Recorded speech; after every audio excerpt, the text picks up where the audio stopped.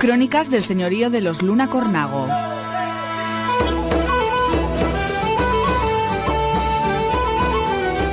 Hoy voy a hablar de un personaje muy interesante, muy vinculado con nuestra localidad y con todo el señorío de Cornago, por su poder y por su pretensión a la hora de conseguir el señorío. Fue una persona muy influyente en la política castellana y es una vida muy interesante y unos hechos muy interesantes e históricos los que os voy a comentar. Primero voy a entrar en su biografía y después más concretamente aquí con la relación de Alonso Carrillo con respecto a Cornago, al señorío de los Luna. Alonso Carrillo Acuña nació en Carrascosa del Campo el 11 de agosto del año 1413 y murió en Alcalá de Henares el 1 de julio de 1482. Fue un importante prelado de la Castilla del siglo XV. Fue hijo de López Vázquez de Acuña, máximo responsable del concejo de la Mesta, primer señor de Buendía y Añazón, descendiente de una familia de nobles portugueses, y de Teresa Carrillo de Albornoz, señora de Paredes, Portilla, Valtablado, carrascoseña. Su familia materna era de descendencia eclesiástica. Pertenecía al municipio conquense de Carrascosa del Campo, y la de su padre fue un rico hombre de Castilla que pertenecía su familia a Portugal. Su educación se desarrolló bajo la influencia de su tío, el cardenal Alonso de Carrillo, pasando a estar bajo su tutela a los 11 años. Cuando falleció, su tío, en el año 1434, recibió el cargo de protonatorio apostólico del Papa Eugenio IV, accediendo al Consejo Real de Juan II de Castilla. Para el Concilio de Basilea fue enviado como embajador del rey. Estuvo 16 años ausente de Castilla hasta que en 1440 regresó para ser nombrado obispo de Sigüenza, sede de la que ya era administrador desde el año 1436. En 1440 el antipapa Félix V lo nombró cardenal, pero lo rechazó ante la falta de la legitimidad de este. En 1446 fue nombrado arzobispo de Toledo, convirtiéndose de ese modo en el primado de los obispos de Castilla. Su influencia en la política del Reino de Castilla estuvo entre los reinados de Juan II de Castilla, Enrique IV e Isabel I, la que fue la Isabel la Católica. Su opinión fue muy variable, se acomodó a las circunstancias dependiendo de sus intereses. Tras la ejecución del favorito Álvaro de Luna, el condestable de Castilla, en el año 1453, Carrillo apoyó a su sobrino Juan Pacheco, marqués de Villena, el favorito del nuevo rey Enrique IV, y desempeñó misiones diplomáticas para él ante Francia, llegando a tener un gran poder, superando a muchos nobles. Su codicia y ambición le llevaron a enfrentarse al rey a partir de ese momento en que éste prefirió cambiar de favorito, alejando a Pacheco y uniéndose a Beltrán de la Cueva y sus aliados los Mendoza, acérrimos enemigos de Carrillo.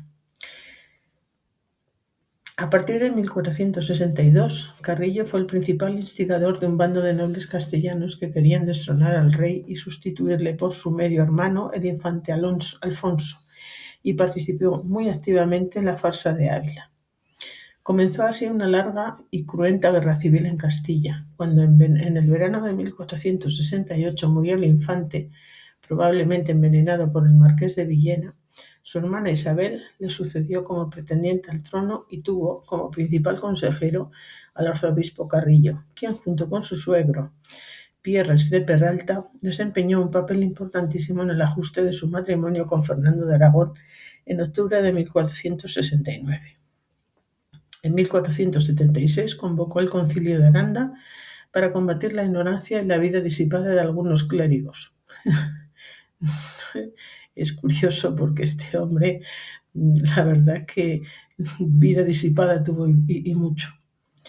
Cuando los reyes católicos se hicieron con el poder, al morir Enrique IV en diciembre de 1474,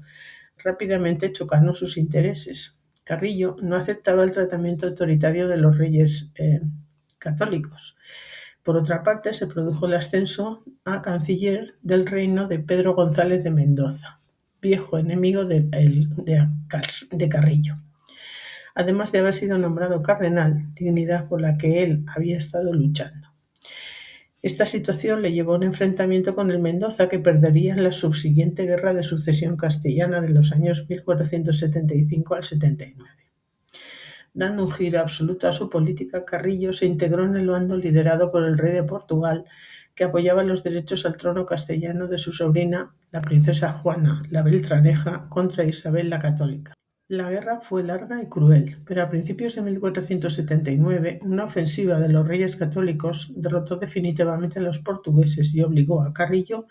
a someterse y aceptar guarniciones reales en todas las fortalezas que controlaba para poder continuar como arzobispo de Toledo. Esto también le ocurriría aquí, en nuestra tierra.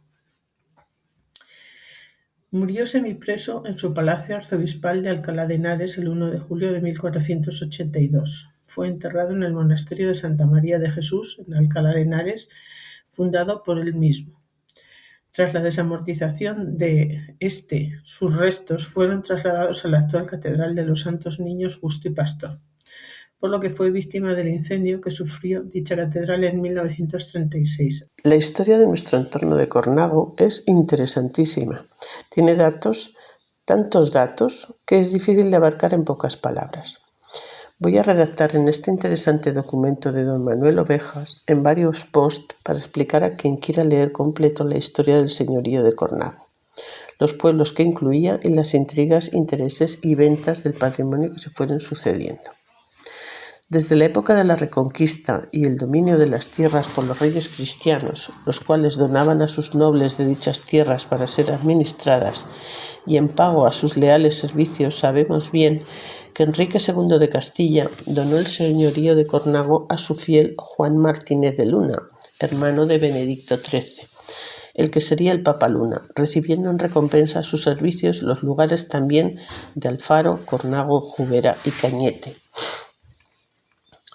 El señorío de Cornago abarcaría no solo la localidad de Cornago y su castillo, sino otras localidades entre las que se encontrarían Igea y Rincón de Olivedo o Las Casas, y de cómo se creó en los intereses de Alonso Carrillo esta localidad y sus comienzos, de los problemas de linderos con el señorío y de la ambición de poder de un arzobispo que hizo lo posible para anexionarse no solo la mina, sino todo el señorío de Cornago,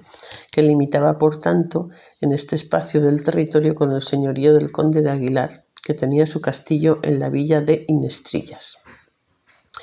Pero algo trastocó la historia en los intereses de aquellos nobles y prelados con ambiciones económicas de poder que se desenvolvieron en las tierras de esta Rioja Baja y que dieron muchos quebraderos de cabeza a los señores de Cornago y tuvieron que luchar por ellos. Contaré en capítulos esta interesante historia para que las gentes de Cornago, Igea, Rincón de Olivedo y otros lugares sepan que en su historia hay capítulos desconocidos y muy interesantes a tener en cuenta y del por qué actualmente son como son, y que los hechos ocurridos todavía tienen en el presente un reflejo de lo que fueron y sucedió. Los estudios y textos que relataré los llevó a cabo un prelado, hijo de Cornago, que dedicó parte de su vida a recopilar, estudiar y sintetizar documentos de los cuales compartiré sus escritos. Casa Carrillo, parte 1. En tierras del señorío de Cornago y de sus villas. Muchas fueron las mercedes que el rey Enrique IV recibió del arzobispo de Toledo, don Alonso Carrillo, a las que correspondió éste con una conducta desleal, que en parte podrían disculpar la conducta del rey, el estado en que su tiempo encontrábase Castilla y el mismo carácter impaciente, duro y sobre todo belicoso del arzobispo. De él escribe Fernando del Pulgar, que era home belicoso e siguiendo esta su condición placíale tener continuamente gente de armas e andar en guerras e juntamiento de gentes. Entre las mercedes que el arzobispo toledano recibió del rey hay una relacionada con la historia de Cornago. Fue don Alonso Carrillo de los que, acuciados por la sed de oro, trabajaron sin descanso en el descubrimiento de la maravillosa piedra filosofal, y en la falsa empresa, nos dice Palencia, iba disipando gran parte de sus cuantiosas rentas, porque su natural largueza tocaba en prodigalidad con aquella esperanza. Enterado el rey de que un tal Alarcón, natural de la tierra de Cuenca, era muy instruido en las artes de la alquimia, no estuvo tranquilo hasta tener junto a sí y a su disposición aquel hombre malvado y embaucador, del que vino a ser víctima y que acabó por ser para el hombre más acepto, más amable y más amado, depositario de su confianza, objeto de la mayor benevolencia, al que, no pudiendo satisfacer todos sus servicios con sus rentas, se atrevió a recurrir a la princesa doña Isabel, la reina católica después, para que, atendiendo a ésta, a los beneficios que había hecho, se dignase conceder al alquimista Alarcón 500 florines aragoneses, situados en las rentas de Sicilia. Pero lo más triste no es que explotara sus malas artes en detrimento de la hacienda del arzobispo, sino que, arrastrado éste por su palabrería y embustes, llegó hasta abandonar el partido de doña Isabel para heredar el trono de Castilla, que con tanto ardor había seguido, oscureciendo la legítima gloria que le correspondía como autor de la unidad de las Españas, pasándose al partido de la Beltraneja, hija de Enrique IV. También Hernando del Pulgar, en sus Claros Varones, nos manifiesta las aficiones alquimistas del arzobispo de Toledo, don Alonso Carrillo. Este arzobispo, gastando en el arte de la alquimia e en buscar minero e tesoros, pensando alcanzar grandes riquezas para las dar e distribuir, siempre estaba en continuas necesidades, e sin duda puede se cree que si lo que deseaba tener este prelado respondiera al corazón que tenéis ficiera grandes cosas, placíale saber experiencias e propiedades e aguas e de hierbas e de otros secretos de natura. Y este deseo de conocer y poseer grandes riquezas, más para darlas que por amontonarlas, le hizo entender muchos años en el arte de la alquimia, el cual, en buscar tesoros en minero, consumió mucho tiempo de su vida, e gran parte de renta, e cuanto más podía haber de otras partes. Prueba de la singular afición de don Alonso Carrillo a la búsqueda de mineros es la merced que el rey Enrique IV le hizo de uno de alumbre para su explotación, situado en el campo de Olivedo, dentro de la sierra del señorío del Cornago. En esta tierra puede verse en ciertos puntos alunita, sulfato básico de aluminio y potasio, y hasta existe una fuente no lejos de la conocida fuente sulfídrica de la Pazana que lleva en disolución notable cantidad de sulfato de aluminio. En la parte de Olivedo, viniendo de las montañas que sirven de línea divisoria a las cuencas del Alhama y del Linares hacia Rincón de Olivedo en las Casas, se presenta la lunita con frecuencia en terrenos de pizarras y arcillas, entre las que se mezclan las piritas de hierro. Entre las capas pizarrosas se intercalan a veces areniscas muy compactas de color verdoso o gris y algunos conglomerados cuarzosos. Pasado Rincón de Olivedo, entre las areniscas se intercalan algunas capas de calizas negras con fósiles de agua dulce, y estas capas van aumentando de espesor al acercarse a Igea de Cornago, y sirven y se han aprovechado para la construcción. De estas calizas negras se hicieron los zócalos, esquinas, etc. del palacio de Casatorre de dicha villa de Igea. El lugar donde se pretendió explotar la lunita por el arzobispo Carrillo estaba, según un documento del archivo de la villa, muy cerca de donde se construyó la casa Carrillo.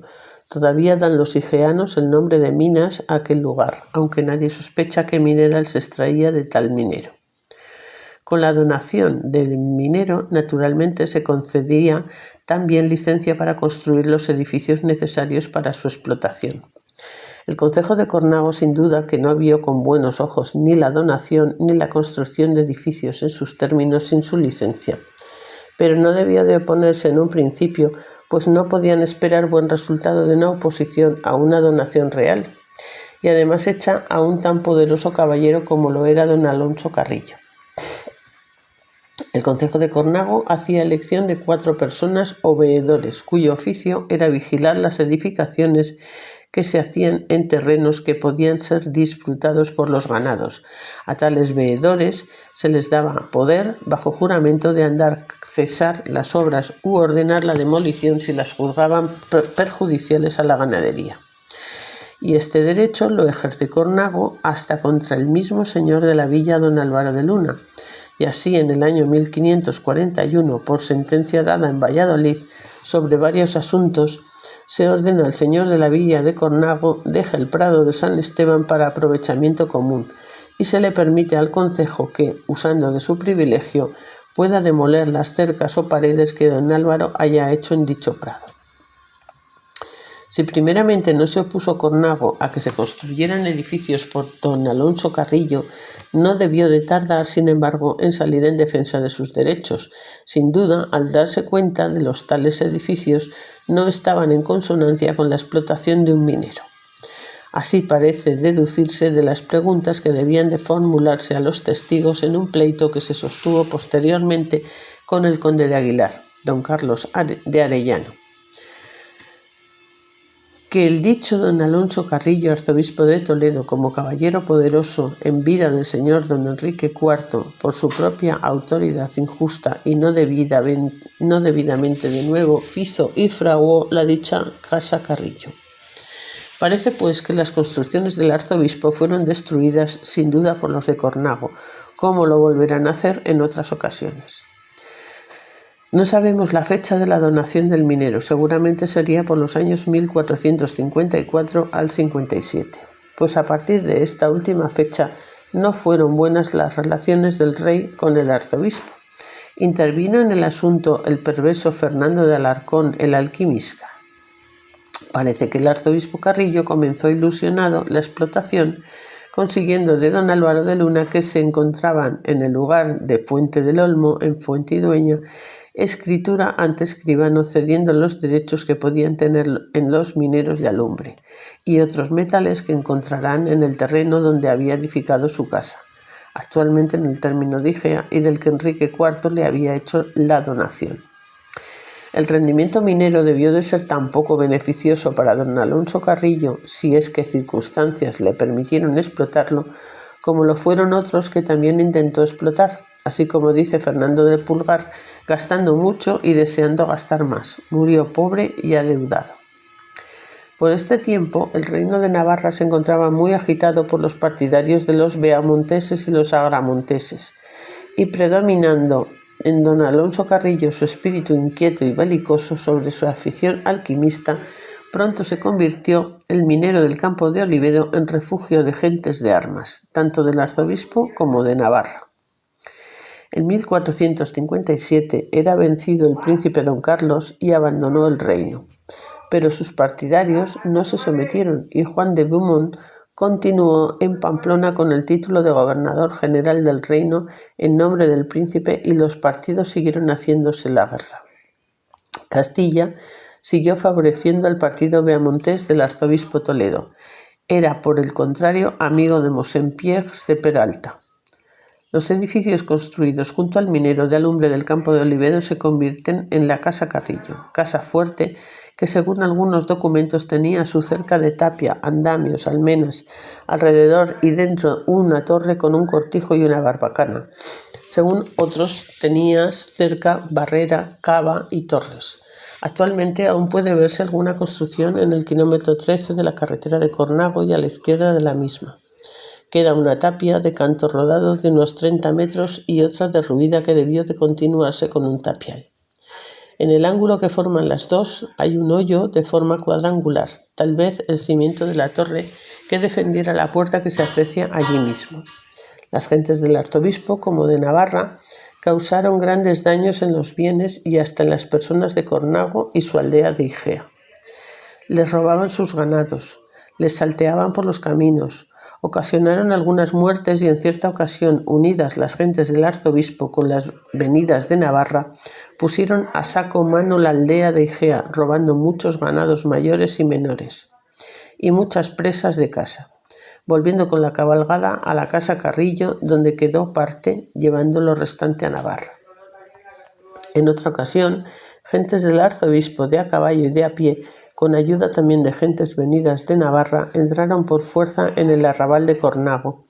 y hubieran tomado y ocupado la villa si sus habitantes no se hubieran defendido, peleando valerosamente y tomando muchos presos a los enemigos.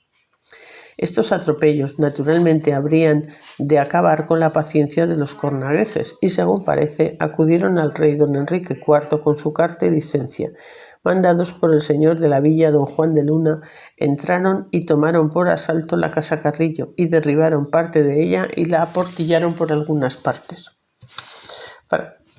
Para colmo de desgracias, los de Cornago tenían otro enemigo en el conde de Aguilar, y en la ocasión anterior acude el conde con los vecinos de Cervera, vasallos suyos, a impedir el asalto a la casa Carrillo. En otras ocasiones los de Cervera compraban las cabalgadas que hacían los de casa Carrillo en tierra de Cornago y permitían también que los ganados de dicha casa se refugiasen en los términos de Cervera. La situación en Cornago debió de agravarse al ser desterrado de Castilla su señor don Álvaro de Luna en 1459. No debió de cumplir muy bien las condiciones impuestas por el rey, pues 2 años más tarde Enrique IV expide una cédula en Madrid de 12 de diciembre por la que se confiscan los bienes a don Juan de Luna, aplicándolos a la Cámara y Fisco. En 1462 se hacen las paces entre el rey de Aragón, don Juan II, que lo era también de Navarra, y el rey Enrique, don Enrique IV de Castilla. En la sentencia que dieron los jueces sobre las diferencias existentes entre los dos reyes, se dispone que el de Castilla entregase las fortalezas de Cornago y Jubera en poder del arzobispo de Toledo y el marqués de Villena y la de Lorca a Juan Fernández, quedando dichas plazas en tercería por 4 años como seguridad de que los reyes cumplirían la paz y concordia hecha en Ágreda y Almazán. No debió de llevarse a cumplimiento esta sentencia, o por lo menos no por el tiempo señalado, pues conseguir el arzobispo toledano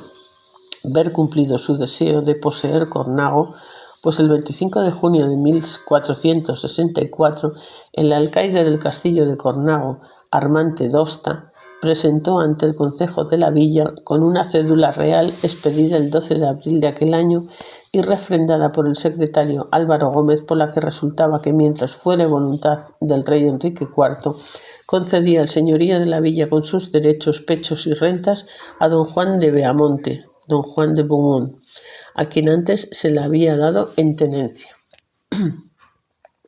El mismo Armante d'Osta tomó posesión en nombre de su señor. En el mismo día, ante las puertas de la iglesia de San Pedro, el mismo alcaide presentó al alcalde y regidores ante el escribano, en nombre de don Juan de Beaumont, la carta del rey dirigida al concejo de Cornago.